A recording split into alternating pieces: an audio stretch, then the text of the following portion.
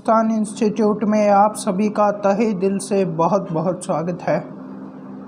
तो दोस्तों, आज अपन आ चुके हैं एक नए टॉपिक पर। अपन ने पिछला टॉपिक तरंग वाला कंप्लीट कर लिया है और उसका 10 मिनट वाला वीडियो भी आपको मिल गया होगा। जैसा कि मैंने आपसे कहा था कि इसका 10 मिनट का वीडियो और मिलेगा आपको। टॉपिक डाल लीजिए तरंग प्रकाशिकी।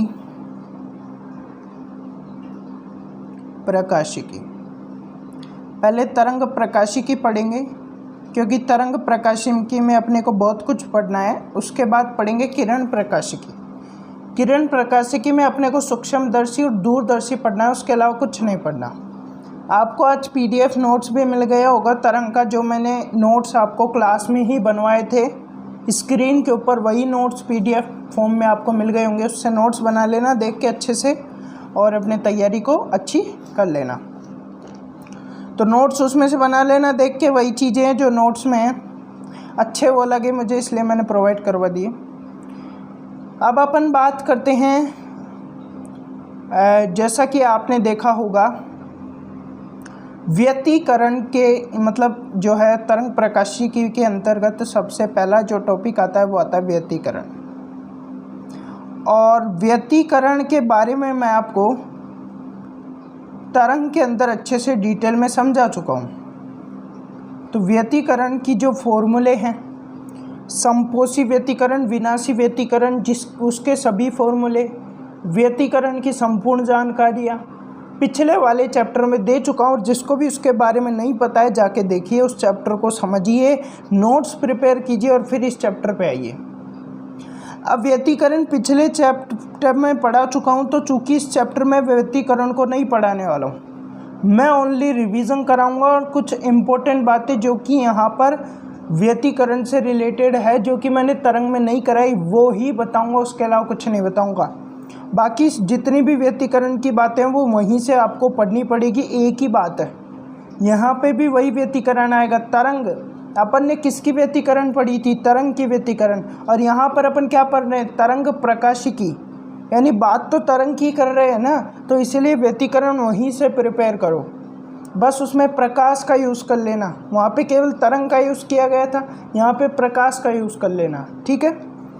अब देखिए व्यतिकरण में हुआ क्या, तो थोड़ा सा रिवीजन देख लेता हूँ। तो फर्स्ट पॉइंट है कि व्यतिकरण के अंतर्गत तरंग दैर्घ्य, तरंग का वेग और तरंग की आवृत्ति, ये सब कैसी रहती थी? समान रहती थी। नंबर 2 पॉइंट देखना, व्यतिकरण के अंतर्गत आयाम एवं तीव्रता अलग हो सकती है। तो व्यतिकरण में क्या अलग हो सकता है? आयाम अलग हो सकता है और तीव्रता अलग हो सकती है, अलग।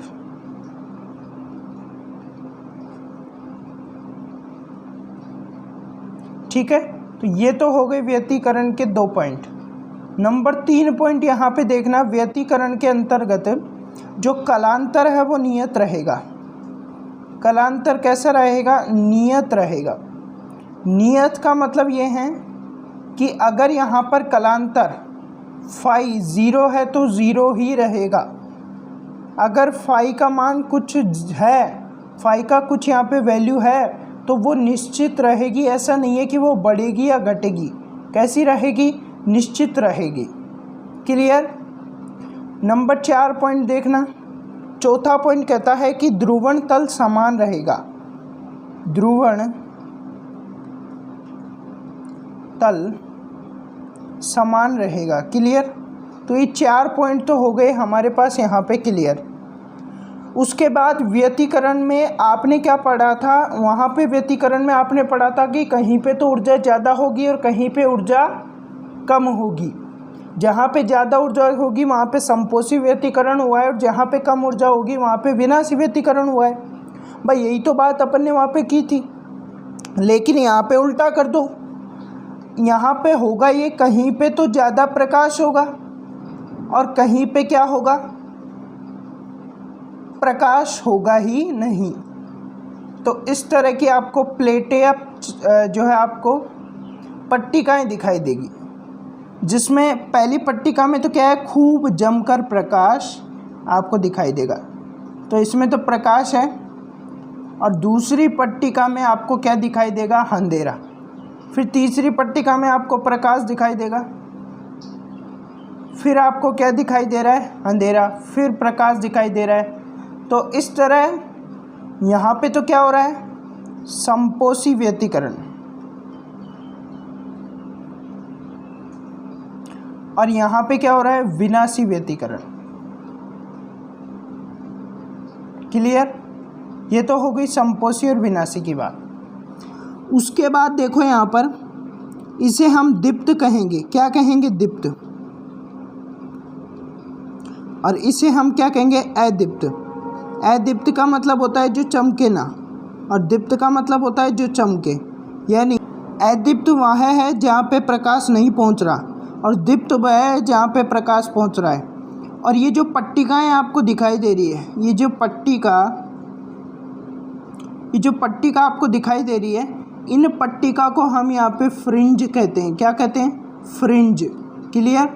तो ये हो गई बात अपने पास यहाँ पर कंप्लीट।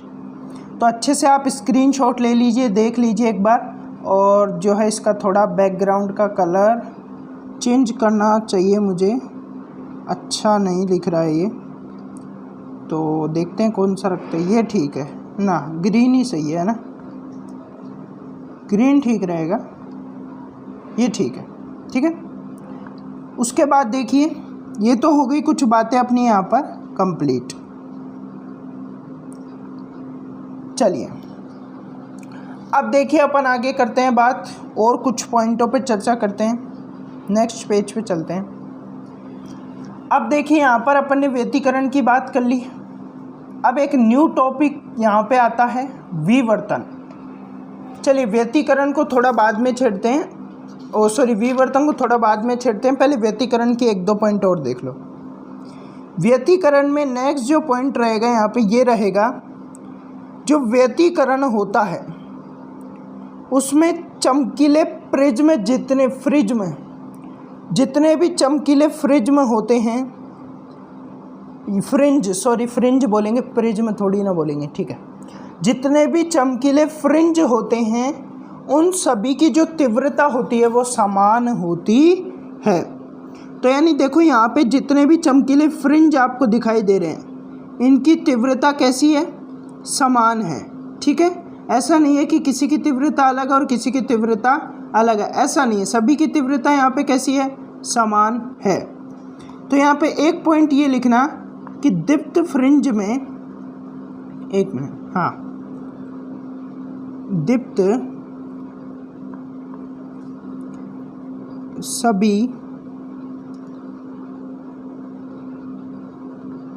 सभी दीप्त फ्रिंज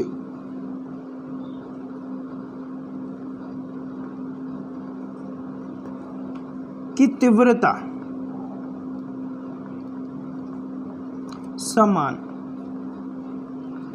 सभी दीप्त फ्रिंज की जो तीव्रता है वो कैसी है, समान है। नेक्स्ट देखना यहाँ पे जो है अत्यधिक संख्या में फ्रिंज बनते हैं। नेक्स्ट यहाँ पे ये है कि यहाँ पे जो व्यतिकरण हो रहा है, इस व्यतिकरण में अत्यधिक संख्या में फ्रिंज बनते हैं। अत्यधिक संख्या में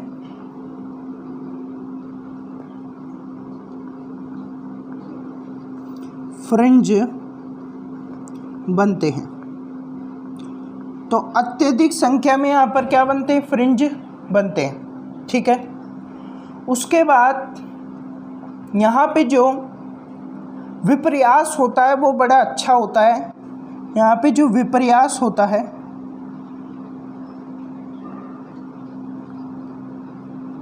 वो कैसा होता है, अच्छा।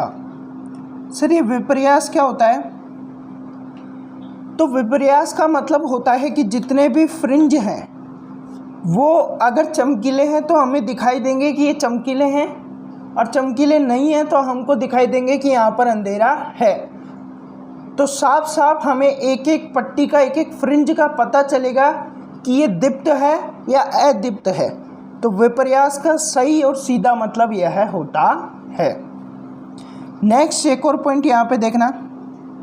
नेक्स्ट पॉइंट ये है कि यहाँ पर जो फ्रिंज है उन फ्रिंज की चौड़ाई कितनी होगी। तो बात करेंगे किसकी, फ्रिंज की चौड़ाई। देखिए कोशिश कीजिए, मैं क्लास में पढ़ा रहा हूँ तो नोट्स बनाइए, मैं भी तो लिख रहा हूँ ना आपके साथ स्क्रीन पे, तो आप भी लिख लिया करें। तो फ्रिंज की चौड़ाई की बात करेंगे और इसको बीटा से प्रदर्शित करेंगे। तो बीटा बराबर lambda D upon small D, ये चौड़ाई होती है। देखो बीटा क्या है, तो बीटा है यहाँ पर चौड़ाई। एक एक चीज़ों को डिटेल से बताता हूँ। अब देखो हमें व्यतिकरण के लिए दो सोर्स या हमें दो किसकी आवश्यकता होती है, स्रोत की। ये दो स्रोत हैं, ठीक है, एक स्रोत ये रहा और एक स्रोत ये रहा। इन दोनों स्रोतों के मध्य की जो दूरी है वो दूरी क्या कहलाएगी, ध्यान रखना, स्मॉल डी कहलाएगी। उसके बाद स्रोत और पर्दे के मध्य की जो दूरी है वो क्या कहलाएगी, कैपिटल डी, वो कैपिटल डी होगी। ये क्या है, तो पर्दा है, और यहाँ पर लैम्बडा क्या है, तो तरंग दैर्घ्य है।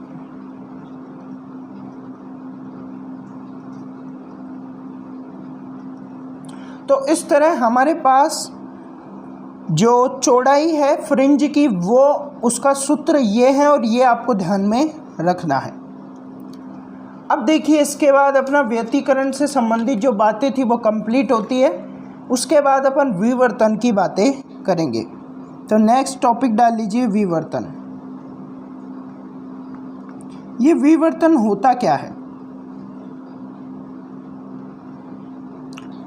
विवर्तन के लिए मैं लिखूं तो यह किरण प्रकाशिकी को अंतिम या किरण प्रकाशिकी का एक ऐसा पार्ट है या इस विवर्तन पर किरण प्रकाशी आकर समाप्त हो जाती है। एक लाइन लिख लो सबसे पहले कि विवर्तन पर किरण प्रकाशिकी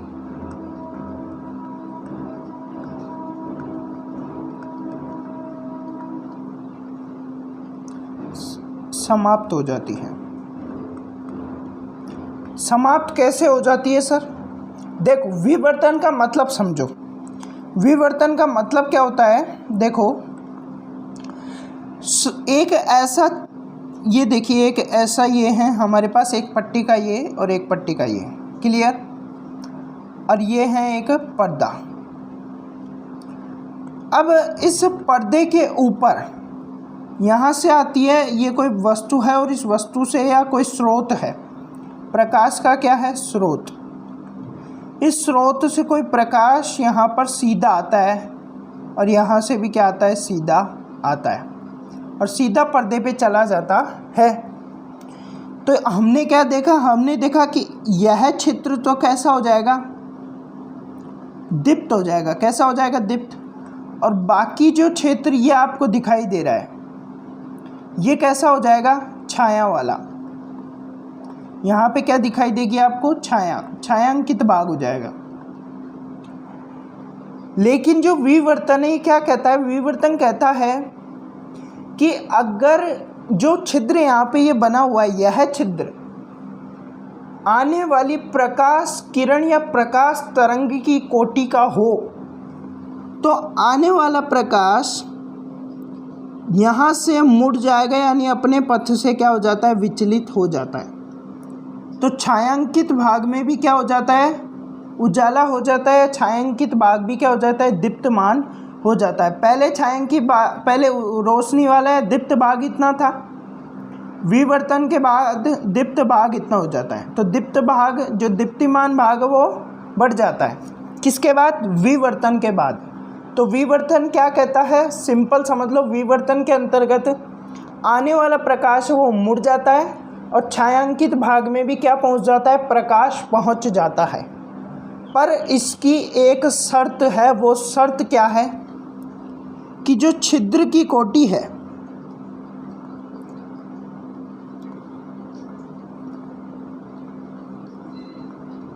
वो बराबर होनी चाहिए प्रकाश की कोटि के। अब कोटि बराबर से क्या तात्पर्य है, तो एक उदाहरण के लिए समझो 9.7 इंटू 10 की घात -5, ठीक है। अगर 6 ले लो, 5 नहीं 6,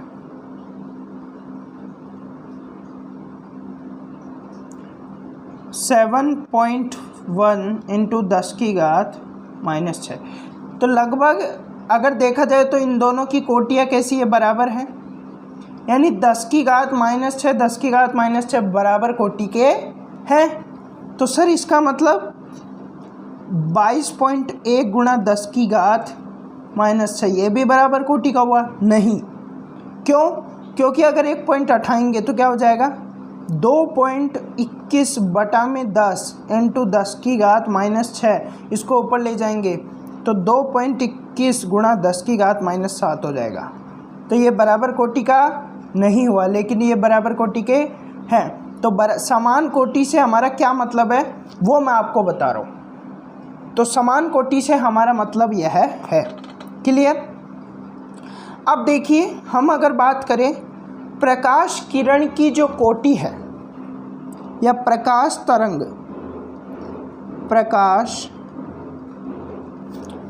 की जो कोटि है,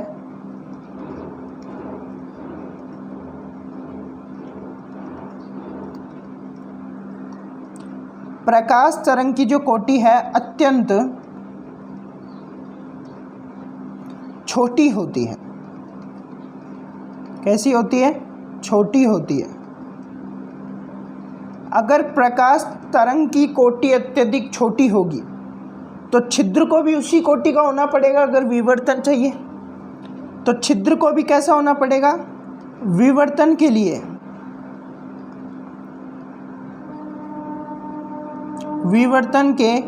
लिए छिद्र भी अत्यधिक छोटा होना चाहिए। क्या? छिद्र भी अत्यधिक छोटा होना चाहिए। अत्यधिक छोटा होना चाहिए।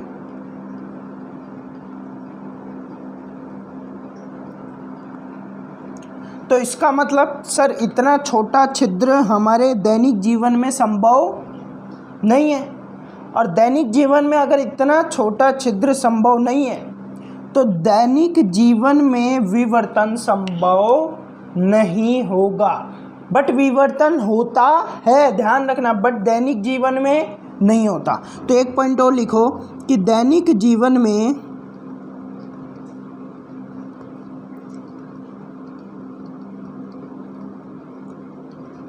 विवर्तन नहीं होता।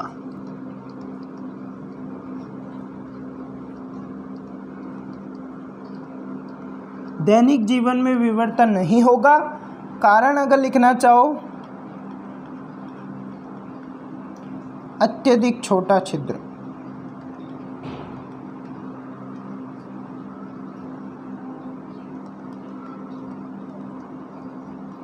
अत्यधिक छोटा छिद्र। क्लियर? तो ये सभी बातें आपको नोट करनी है नोट्स के अंदर। और इसके बाद अपन चलते हैं आगे। इसी से संबंधित कुछ और चर्चाएं अपन यहाँ पर करते हैं। यहाँ पर भी पट्टिकाओं का निर्माण होगा, अलग अलग पट्टिकाएं यहाँ पर भी बनेगी, ध्यान रखना। तो यहाँ पर जो प्रकाश किरणें हैं वहाँ पर भी पट्टिका बनेगी। और पट्टिका की अगर मैं चर्चा करूँ तो पहले तो कुछ पॉइंट मैं आपको लिखवा देता हूँ, फिर उसके बाद पट्टिका की चर्चा करेंगे। एक पॉइंट ये है कि ध्वनि तरंग,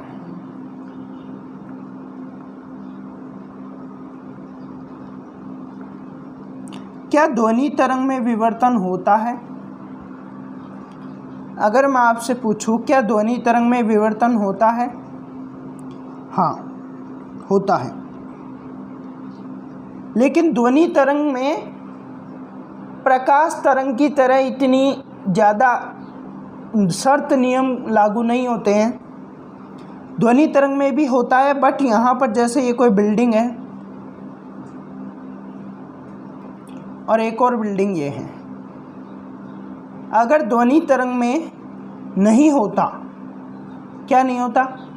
ध्वनि तरंग में अगर विवर्तन नहीं होता तो ये सीधी रेखा में आने वाला प्रकाश यहाँ से टकरा कर यहाँ चला जाता। तो जो रेडियो एक्टिव किरणें हैं वो आती और यहाँ से यहाँ तक जाती, यानी इस वाली बिल्डिंग या इस वाले से ऊपर जितने भी फ्लैट या जितने भी कमरे हैं उन सब में तो क्या जाता, तरंग जाती। ध्वनि तरंगे बोल सकते हो या रेडियो एक्टिव तरंगे आप बोल सकते हो, रेडियो तरंगे आप बोल सकते हो, वो जाती। लेकिन इसके नीचे वाले में रेडियो तरंगे बात करूँ, यहाँ पे रेडियो तरंग भी लिख लेना, बट रेडियो तरंग की रेंज ज़्यादा होती है तो कोई बात नहीं, समझ लो आप, तो समझने की बात है यहाँ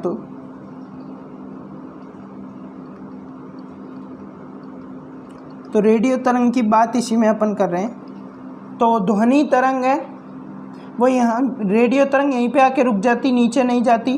तो नीचे वाले क्या टीवी वगैरह रेडियो वगैरह नहीं सुन पाते, सुनते हैं ना, रेडियो तरंगे जाती है ना, इसका मतलब विवर्तन होता है और उसके लिए कोई छोटे छिद्र की आवश्यकता नहीं पड़ती। तो ये हो गई रेडियो तरंग के लिए। अब बात करते हैं ध्वनि तरंग की। ध्वनि तरंग में जैसे ये कोई कमरा है और कमरे में यहाँ पर मात्र छिद्र है, कहाँ पे हैं, यहाँ पे होता है ना, जैसे ऊपर की तरफ छिद्र होता है, पहले के जो घर होते थे उनमें होता था। तो यहाँ पर छिद्र है, यहाँ पे दो लोग बैठ के बातें कर रहे हैं। तो इन दोनों लोगों से जो ध्वनि तरंगे निकलेगी वो इस तरीके से निकलेगी। तो इसका मतलब यहाँ पे कोई खड़ा है तो उसको तो आवाज़ आएगी नहीं, लेकिन ऐसा होता है नहीं, आवाज़ आती है। क्यों? क्योंकि विवर्तन हो जाता है। तो ध्यान रखना, ध्वनि तरंग और रेडियो तरंग का विवर्तन होता है, बट इनके लिए इतनी ज़्यादा शर्तें लागू नहीं होती। अब देखिए विवर्तन से संबंधित बातें करेंगे, वही जो अपन ने वहाँ पे की थी व्यतिकरण में।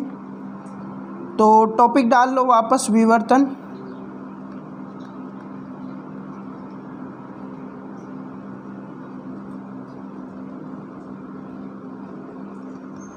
देखो यहाँ पर जो दीप्त फ्रिंज है, जो यहाँ पर पट्टिकाएं बनेगी, उनकी तीव्रता कम होती जाती है, ध्यान रखना।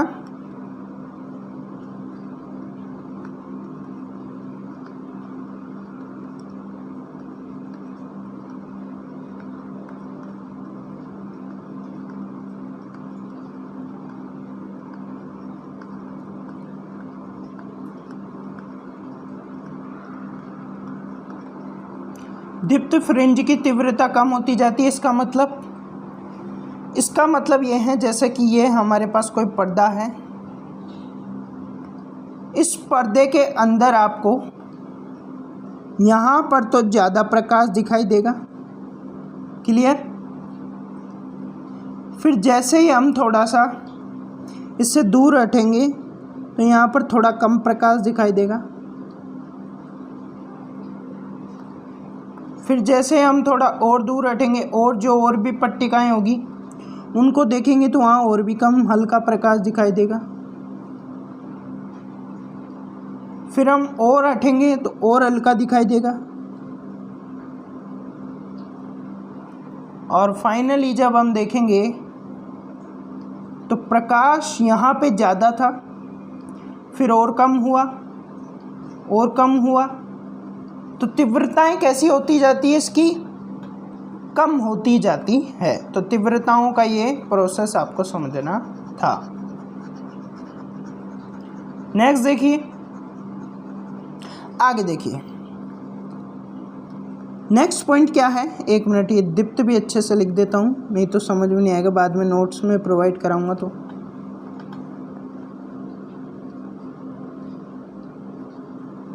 देखिए अब नेक्स्ट पॉइंट क्या है कि यहाँ पर कम संख्या में फ्रिंज बनेंगे।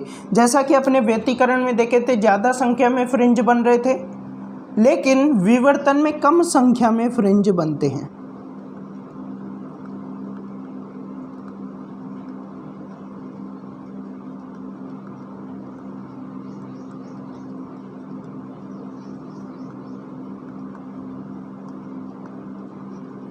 कम संख्या में क्या बनते हैं, फ्रिंज बनते हैं। तो ये हो गई बातें कुछ इम्पोर्टेंट। और अब चलते हैं हम यहाँ पर, जो यहाँ पर हमने देखा तीव्रता कम होती जाती है। सर ऐसा क्यों, ऐसा क्यों हुआ सर, बताइए। चलिए अब उस पॉइंट पे चर्चा कर लेते हैं हम जिसका आपको इंतज़ार था। एक मिनट,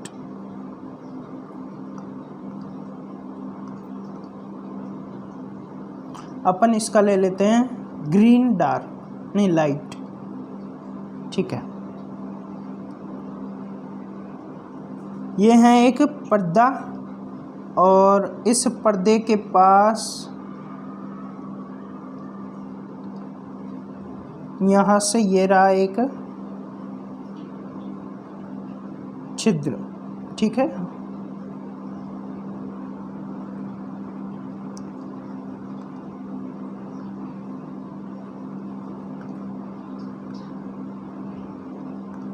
ठीक, और यहाँ पर है हमारा एक स्रोत।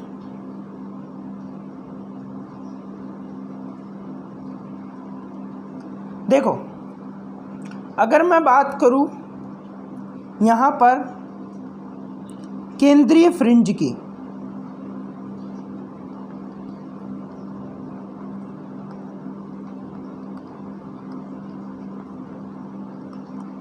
तो केंद्रीय फ्रिंज की चौड़ाई ज़्यादा होगी और साथ ही साथ ध्यान रखना जो इसकी तीव्रता है वो सर्वाधिक होगी। क्लियर? सर चौड़ाई होगी कितनी केंद्रीय फ्रिंज की? तो अपन ने व्यतिकरण में चौड़ाई का सूत्र देखा था, lambda capital D by small D, तो उसका दुगना कर दो यानी बीटा बराबर lambda 2 lambda capital D by small D, दुगना कर दिया, ठीक है। क्लियर? अपन यहाँ पर बात करने वाले हैं कि जो प्रकाश की तीव्रता है वो कम क्यों होती जाती है। देखो अब आती है बात समझने वाली कि क्यों ऐसा हो रहा है। देखो इस स्रोत से प्रकाश किरण निकली और पहला फ्रिंज जब बनाएगी, इस स्रोत से केंद्रीय फ्रिंज तो यहाँ पे बन गया, उसके अलावा बात कर रहा हूँ केंद्रीय फ्रिंज के अलावा जो पहला फ्रिंज बनेगा उसमें कितना प्रकाश पहुँचेगा, तो इसका 3 भाग कर दो इस छिद्र का। तो इस छिद्र के 3 भाग कर दूँ और मैं 2 भागों से जाने वाले प्रकाश को बंद कर दूँ, तो ये जो केवल एक भाग से जितना प्रकाश यहाँ पर जाएगा उतनी ही तीव्रता का पहला फ्रिंज या पहली पट्टिका बनेगी। क्लियर? अगर यहाँ पर दूसरे फ्रिंज की बात करें तो दूसरा फ्रिंज में कितना जाएगा, मतलब कितनी बात करें तो दूसरे फ्रिंज में कितना प्रकाश जाएगा, तो दूसरे फ्रिंज में इसके 5 भाग कर दिए जाए, 1 2 3 4 ही हुए हैं तो 5, और इसके 4 भागों को क्या कर दिया जाए, बंद। जो 5वां भाग इसमें का है उस 5वें भाग से जो प्रकाश यहाँ पर जाएगा वही क्या होगा, इसकी तीव्रता होगी, या 5वें भाग से जो प्रकाश जाएगा वही द्वितीय फ्रिंज बनाएगा। तो इसका मतलब यहाँ पर कितना प्रकाश जाएगा, कुल जो प्रकाश यहाँ से जा रहा है उसका केवल 1/5 भाग ही यहाँ पे जाएगा दूसरे फ्रिंज में, और पहले फ्रिंज में 1/3। सर ये जो चीज़ें हैं कि कुल प्रकाश का 1/3 प्रकाश जाने के कारण यहाँ पर तीव्रता कम देखने को मिलती है, और दूसरे फ्रिंज में 1/5 प्रकाश ही पहुँच पाता है, और तीसरे फ्रिंज में 1/7 वह प्रकाश ही पहुँच पाता है, इसीलिए तीव्रता घटती जाती है। सर ये कैसे निकालेंगे? तो एक सूत्र है और वो सूत्र आपको ध्यान रखना है, सूत्र क्या है, तो सूत्र देखिए दोस्तों यहाँ पर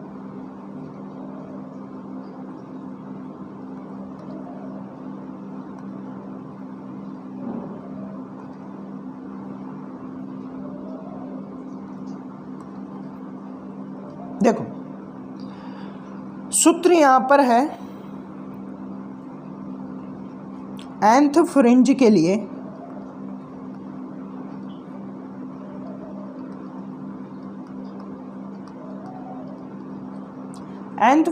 लिए यहाँ पर सूत्र होगा प्रकाश। nth फ्रिंज के लिए प्रकाश की तीव्रता बराबर 1 ब्रैकेट के अंदर 2n+1।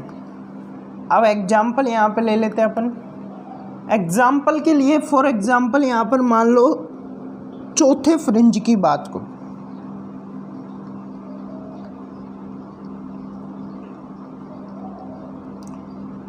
तो कितना प्रकाश जाएगा, प्रकाश की तीव्रता कितनी होगी, तो 1/2 n कितना लेना है 4+1 कितना हो जाएगा, 4 दूनी 8 और 1 9, 1/9 प्रकाश यहाँ पर पहुँचेगा चौथे फ्रिंज में। क्लियर। तो ये बात आपको यहाँ पे ध्यान में रखनी है। सिंपल सी छोटी छोटी बातें, कोई बिल्कुल ऐसी हार्ड बात नहीं है। अब चलिए अब हम देखेंगे प्रकाश का ध्रुवण। नेक्स्ट पॉइंट यहाँ पर डालिए प्रकाश का ध्रुवण।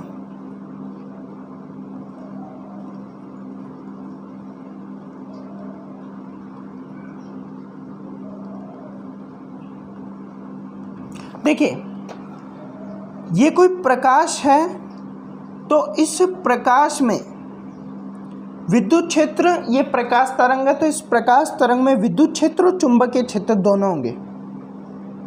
फॉर एग्जाम्पल ये इसका विद्युत क्षेत्र है प्रकाश तरंग का,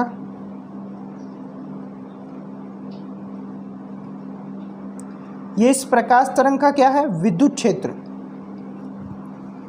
तो इसका ये हो गया विद्युत क्षेत्र, तो इसका एक चुंबकीय क्षेत्र भी होगा जो कि इसके लंबवत यानी आड़ा होगा, क्षैतिज होगा।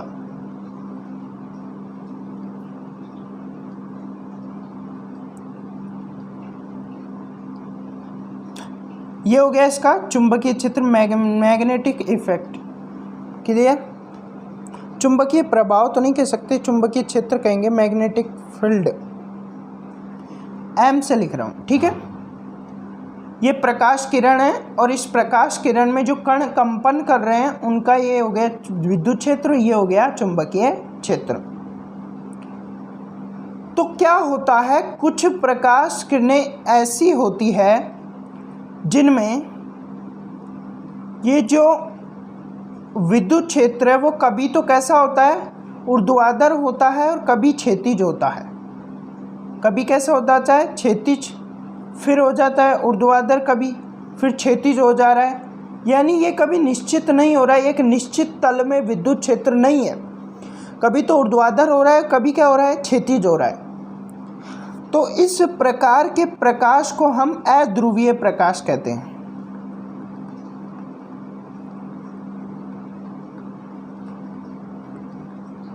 अध्रुवीय प्रकाश कहते हैं। तो परिभाषा लिख सकते हैं, ऐसे प्रकाश जिसके विद्युत क्षेत्र कभी ऊर्ध्वाधर तथा कभी क्षैतिज होता है, तो इस प्रकार के प्रकाश किरण या प्रकाश को अध्रुवीय प्रकाश कहते हैं। अगर मान लो कोई प्रकाश ऐसा होता है जिसमें विद्युत क्षेत्र एक ही तल में रहता है, दो तल में नहीं भागता, यानी या तो ये लंबवत ऊर्ध्वाधर ही होगा विद्युत क्षेत्र, या प्रकाश किरण में क्षैतिज ही रहेगा विद्युत क्षेत्र। क्लियर।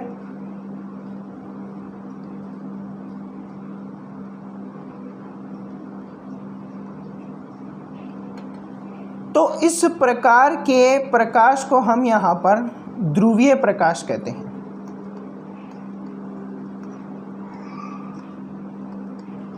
एक हो गया अध्रुवीय प्रकाश और दूसरा हो गया ध्रुवीय प्रकाश। क्लियर।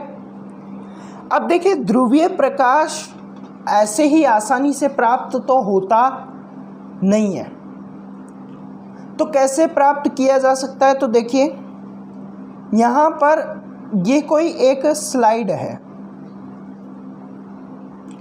इस स्लाइड पर ये 90 डिग्री लंबवत एक कोण है, यहाँ पे एक प्रकाश किरण आपतित होती है। कितने कोण पर हो रही है? आई कोण पर। आपतन के पश्चात ये जा रही है यूं परावर्तित होकर, कितने कोण पर? आर कोण पर, यानी आई बराबर है आर के, और कुछ मात्रा का यहाँ पर क्या हो रहा है? इसका परावर्तन हो रहा है। ठीक है, सॉरी अपवर्तन हो रहा है। तो ये परावर्तन हो गया और ये अपवर्तन हो गया। ठीक है, क्लियर है ना? चलिए अब देखिए यहाँ पर यदि ये आपतित प्रकाश किरण ध्रुवीय कोण पर आपतित होती है, कौन से कोण पर? एक विशेष प्रकार का कोण है। देखो ये आपतित प्रकाश किरण अलग अलग कोण पर आपतित हो सकती है, 30 degree, 20 degree, 5 degree, 6 degree, 7 degree, 8 degree, 9 degree, 10 degree, कोई से भी भिन्न भिन्न कोणों पर यह आपतित हो सकती है कि नहीं हो सकती? मुझे जवाब दीजिए। अलग अलग कोणों पर आपतित हो सकती है। उसी तरह अगर ये कोई निश्चित और विशेष प्रकार के कोण पर आपतित होती है, और वो विशेष प्रकार का कोण होता है IP, जिसे हम ध्रुवीय कोण कहते हैं। तो इस प्रकार की यदि कोई प्रकाश किरण IP यानी ध्रुवीय कोण पर आपतित होती है, तो वह परावर्तन के पश्चात ध्रुवित हो जाती है। क्या हो जाती है? ध्रुवित हो जाती है। और अपवर्तन में भी ध्रुवित होगी, परंतु कम होगी, लेकिन परावर्तन में ज़्यादा होगी। तो एक पॉइंट यहाँ पे लिखिए कि ध्रुवित कोण या ध्रुवण कोण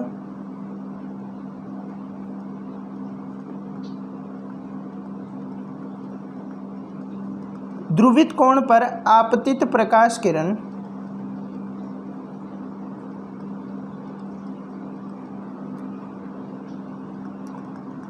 परावर्तन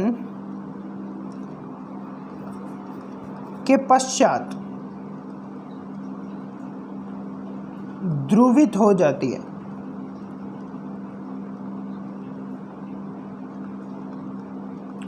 ध्रुवित हो जाने से क्या तात्पर्य है? मतलब इसका विद्युत क्षेत्र केवल एक ही तल में होगा, या तो कैसा होगा? ऊर्ध्वाधर होगा, या कैसा होगा? क्षैतिज होगा। क्लियर। अब चलिए नेक्स्ट चलते हैं। ये तो हो गई हमारी ध्रुवण कोण की बात। अब देखिए ब्रूस्टर का एक नियम है जो कि इसी पे आधारित है, ध्रुवण कोण पर ही आधारित है। ये ब्रूस्टर जी क्या कहते हैं? पहले टॉपिक डालिए, ब्रूस्टर का नियम।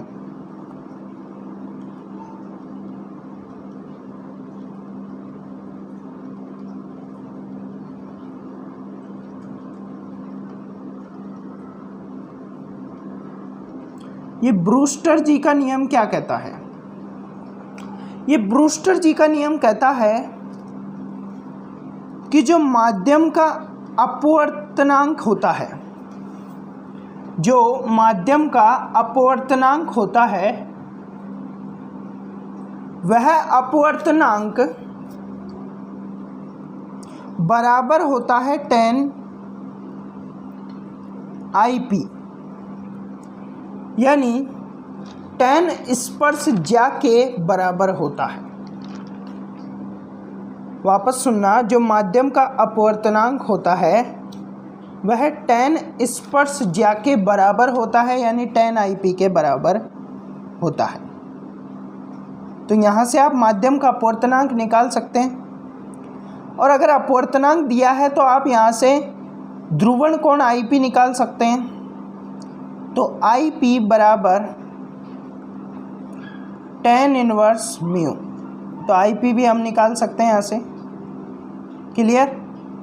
अगर मान लो कि आपके पास म्यू दे दे, आपको म्यू फॉर एग्जांपल म्यू आपको 1 दे देता है, 1, यहाँ पे क्या है आपके पास tan IP, और 1 tan 45 का मान होता है, यानी जो tan 45 होता है वो कितना होता है, 1 होता है। तो यहाँ पर क्या रख देंगे, tan 45 बराबर tan IP।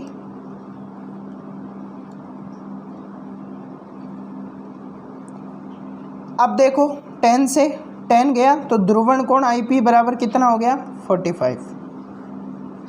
क्लियर। ध्रुवण कोण आप यहाँ से निकाल सकते हो। अगर मान लो कि जो है उदाहरण के लिए म्यू का मान 3 दे दिया तो यहाँ पे क्या हो जाएगा, tan IP। सर अब कैसे निकाले IP, तो 3 तो कोई tan 45 46 ऐसा कुछ तो होता नहीं, √3 जरूर होता है, बट कंफ्यूजन ये हो गया कि 3 तो होता ही नहीं है। अब क्या करें सर, कुछ नहीं, इस tan को इधर भेज देना। IP बराबर क्या हो जाएगा, ध्रुवण कोण बराबर क्या हो जाएगा, tan इनवर्स 3 हो जाएगा। क्लियर। तो ये ब्रूस्टर का नियम है, और ब्रूस्टर का नियम ये भी कहता है अगर मान लो माध्यम अलग अलग हो तो अपूर्णांक भी अलग अलग हो जाएगा। बिल्कुल, यानी माध्यम अलग अलग हो तो μ1 अपॉन μ2 बराबर, सॉरी गलत बोल गया मैं, μ2 अपॉन μ1, μ2 अपॉन μ1 बराबर tan IP होगा। अगर यहाँ पर कुछ ऐसा मान आ जाता है जो कि tan के मान यानी tan का कोई डिग्री निकल के आ जाता है, जैसे √3 1, तब तो क्या हो जाएगा, हमारे पास कोण आ जाएगा। अगर ऐसा नहीं आता है, μ2 अपॉन μ1 का अनुपात निकालने के बाद 5 6 7 3 2 0 पॉइंट कुछ ऐसा आता है, 0.5 1.6 1.9 ऐसा कुछ आता है, तो ऐसी परिस्थिति में आपको IP बराबर क्या करना है, tan इनवर्स μ2 अपॉन μ1 कर देना है। तो यहाँ से IP निकल के आ जाएगा। तो ये सभी फॉर्मूले आपको नोट कर लेने अपनी कॉपी में, और ये सभी आपको काम आने वाले हैं। और ये ब्रूस्टर का नियम था, और ब्रूस्टर के नियम से रिलेटेड एक लाइन है जो सुन लीजिए, आप लिख लीजिए कि यदि प्रकाश किरण ध्रुवण कोण पर आपतित होती है, यानी प्रकाश किरण किस पर आपतित होती है, ध्रुवण कोण पर, तो उसका tan स्पर्श ज्या होगा, यानी जो tan IP होगा वह माध्यम के अपवर्तनांक के बराबर होगा। तो ये बात होती है अपनी यहाँ पर कंप्लीट। ब्रूस्टर का नियम ख़त्म। अब चलते हैं हम नेक्स्ट किसके नियम पर। नियम तो कुछ भी नहीं कहेंगे, इसे एक नया टॉपिक डाल लीजिए। टॉपिक इसी में है पोलेराइट। ये पोलेराइट क्या होता है, तो देखते हैं पोलेराइट क्या होता है। आपको नोट्स मिल जाएंगे आज इसी के, ठीक है, तो वहाँ से कॉपी कर लेना। मैं वैसे जनरली ऐसे पढ़ा देता हूँ, ठीक है। पोलेराइट की चर्चा करते हैं। तो देखिए पोलेराइट क्या होता है, समझाइए सर। तो पोलेराइट एक ऐसी सीट है, या ऐसा कह सकते हो एक ऐसी प्लेट है, ये एक ऐसी सीट है जो अध्रुवित प्रकाश को, जो अध्रुवित प्रकाश को क्या कर देती है, ध्रुवित कर देती है। अध्रुवित प्रकाश को कैसा कर देती है, ध्रुवित कर देती है। यानी इस पोलेराइट स्लेट से अगर कोई प्रकाश गुजरता है, वो अध्रुवीय हो चाहे ध्रुवीय हो, ध्रुवीय होगा तो खैर उसको ध्रुवित करने की जरूरत है नहीं, बट अध्रुवीय है तो वह ध्रुवित हो जाएगा। और ध्रुवित होने से क्या तात्पर्य है कि विद्युत क्षेत्र केवल एक ही तल में क्या करेगा, कंपन या गति करेगा, एक ही तल में होगा, या तो ऊर्ध्वाधर होगा या क्षैतिज होगा। तो अध्रुवित की अगर बात करें तो उसमें विद्युत क्षेत्र दोनों तल में थे। जैसे ये हमारे पास पोलेराइट स्लेट है, नेक्स्ट पेज पे बात करते हैं। ये हमारे पास पोलेराइट स्लेट है, सीट है, और इससे ये अध्रुवित प्रकाश गुजर रहा है। क्या गुजर रहा है, अध्रुवित प्रकाश। तो ये अध्रुवित प्रकाश यहाँ से जैसे ही गुजरेगा किस में बदल जाएगा, ध्रुवित प्रकाश में।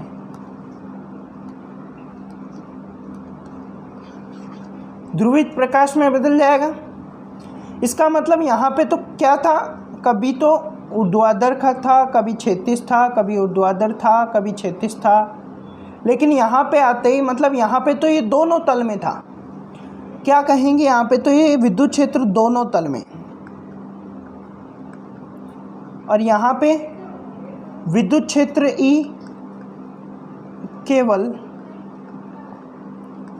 एक तल में।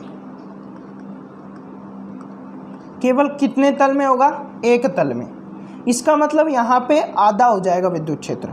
मान लो यहाँ पर विद्युत क्षेत्र में तीव्रता आधी हो जाएगी। क्यों?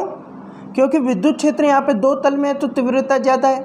यहाँ पे विद्युत क्षेत्र केवल एक तल में हो जाता है, तीव्रता आधी हो जाती है। मान लो यहाँ पर तीव्रता है इसकी I1, तो पोलेराइड से गुजरने के बाद इसकी तीव्रता आधी हो जाएगी, यानी I1/2 हो जाएगी, जिसे हम क्या कहेंगे, I0 कहेंगे। क्लियर? ये आपको ध्यान में रखना है। नहीं समझ में आया तो वीडियो को वापस देख लेना, अच्छे से चीज़ें क्लियर हो जाएगी और कोई बड़ी बात नहीं है। ठीक है, अब बात आती है इसके बाद एक नियम आता है मेलस का नियम, और मेलस का नियम आता है, उसके बाद प्रकाशिक सक्रियता आती है, और उसके बाद यहाँ पर अपना जो किरण प्रकाशिकी वाला पार्ट है वो कंप्लीट हो जाएगा। उसके बाद अपने पास आएगा किरण प्रकाशिकी के बाद अपने पास यहाँ पर तरंग प्रकाशिकी कंप्लीट हो जाएगा, किरण प्रकाशिकी आएगी, और किरण प्रकाशिकी में हमको सूक्ष्म है। तो मेलस के नियम को देखिए, ये मेलस का नियम क्या कहता है, मेलस का नियम कहता है कि जो तीव्रता I होती है वो समानुपाती होती है किसके, कोस स्क्वायर थीटा के। ये मेलस का नियम कहता है, और मेलस का नियम कहता तो है लेकिन कुछ समझ में कम आया।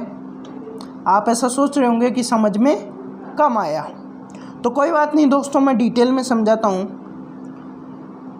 मेलस का नियम आगे देखिए, पहले समानुपाती स्थिरांक हटाएंगे तो ये I0 cos स्क्वायर थीटा, ये हो गया मेलस का नियम। अब समझो, देखो मेलस का नियम कहता है कि दो पोलेराइड है, ये देखिए दो पोलेराइड है,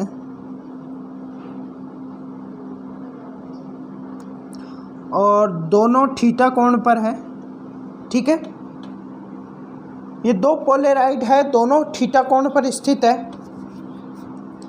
कोई प्रकाश किरण यहाँ से आती है, क्या आती है, प्रकाश किरण।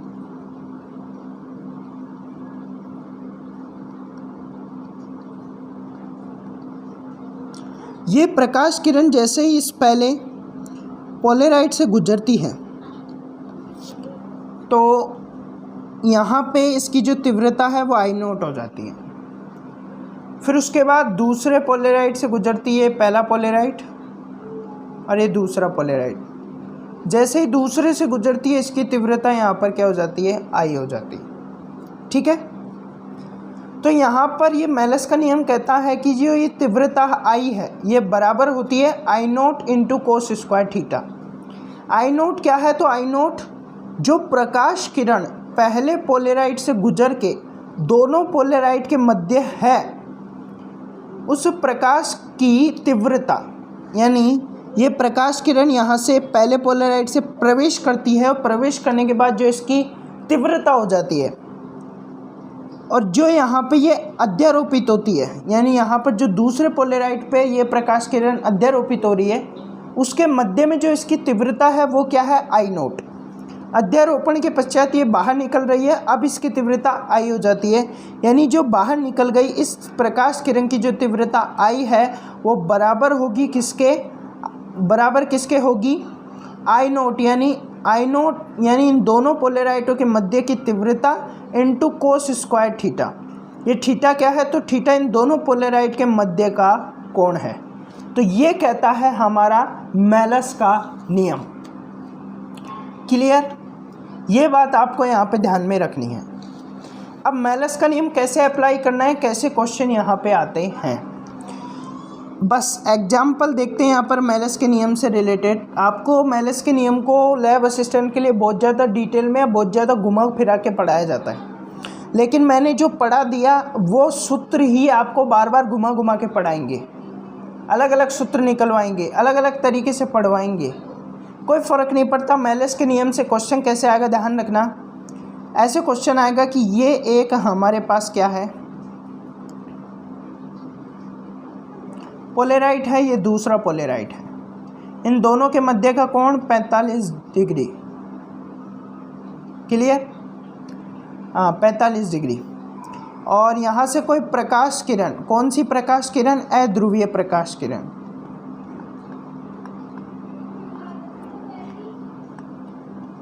ये अध्रुवीय प्रकाश की जो तीव्रता है वो I1 है। ये प्रवेश करती है और प्रवेश करने के पश्चात यहाँ से निकल जाती है और यहाँ पे इसकी तीव्रता I हो जाती है। ये तीव्रता हमको फाइनली यहाँ पर निकाल के बतानी है। कैसे निकालेंगे, ये गुजर किससे रही है पहले हमको ये देखना है, पोलेराइट से गुजर रही, किससे, ये दोनों ही क्या है, तो पोलेराइट।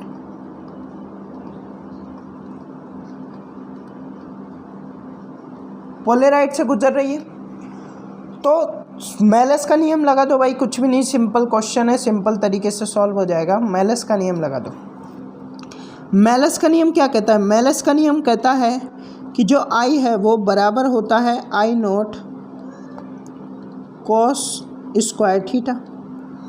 I0 कितना है, I0 यहाँ पे जो प्रकाश प्रवेश कर रहा है उसका क्या होगा, I0। तो I0 कितना होगा, बाहर कौन सा प्रकाश है, अध्रुवीय प्रकाश, और अध्रुवीय प्रकाश का तीव्रता कितनी है, I1। वो जैसे ही पोलेराइट से गुजरेगी तो इसकी तीव्रता कितनी हो जाएगी, जैसा कि मैंने अभी बताया था पीछे, आधी हो जाएगी। यानी यहाँ पे I1 है तो यहाँ पर कितनी हो जाएगी, I1/2 हो जाएगी। यानी ये क्या है, ये I0 है, यानी अंदर की प्रकाश तीव्रता। तो I0 तो कितनी हो गई, I1/2 हो गई। अब थीटा की बात करें तो थीटा 45 डिग्री दे रखा है, यानी cos स्क्वायर 45। अब बस सॉल्व कर लो, मेलिस का नियम लगा दिया हमने। सॉल्व करना तो बहुत आसान पड़ेगा आपको, कैसे, I1/2 cos 45 कितना होता है, 1/√2 का होल स्क्वायर, और √2 का होल स्क्वायर कितना हो जाएगा, 1/2, और 1/2 I/2 कितना हो जाएगा, I1/4। और ये आ गया हमारे पास तीव्रता I। और कौन सी तीव्रता है, वो तीव्रता जो कि यहाँ से प्रकाश निकलने के बाद है, क्लियर। तो इस तरह क्वेश्चन आएंगे और इस तरह हमको सॉल्व करना होगा। ये मेलिस का नियम ख़त्म होता है। और मेलिस के नियम में एक और नोट या केस डाल के लिख लो,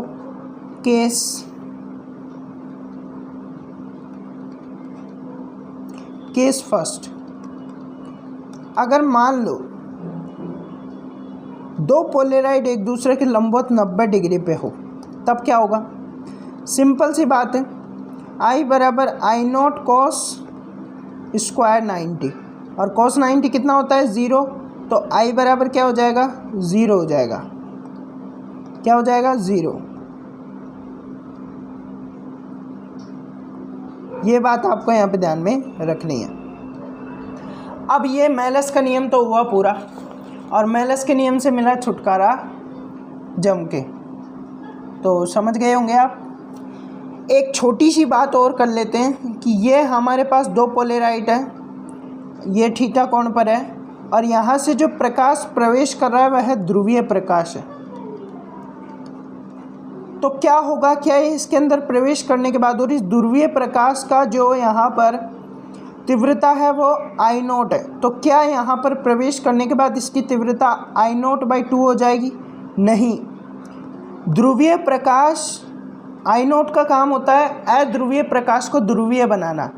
अगर एक बार पोलेराइट ने अध्रुवीय प्रकाश को ध्रुवीय बना दिया तो वो कितने ही पोलेराइट से गुजरे वो ध्रुवीय ही रहेगा, उसमें कोई परिवर्तन नहीं होगा। और अगर ध्रुवीय प्रकाश ही पहली बार पोलेराइट में प्रवेश करता है तब भी कोई परिवर्तन नहीं होगा, क्योंकि वह ऑलरेडी ध्रुवीय है। इस पोलेराइट का कार्य होता है, जो पोलेराइट होता है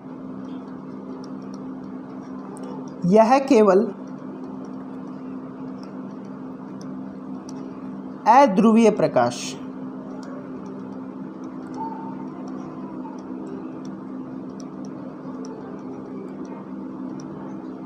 अध्रुवीय प्रकाश की तीव्रता को आधा करता है, बाकी किसी पर कोई प्रभाव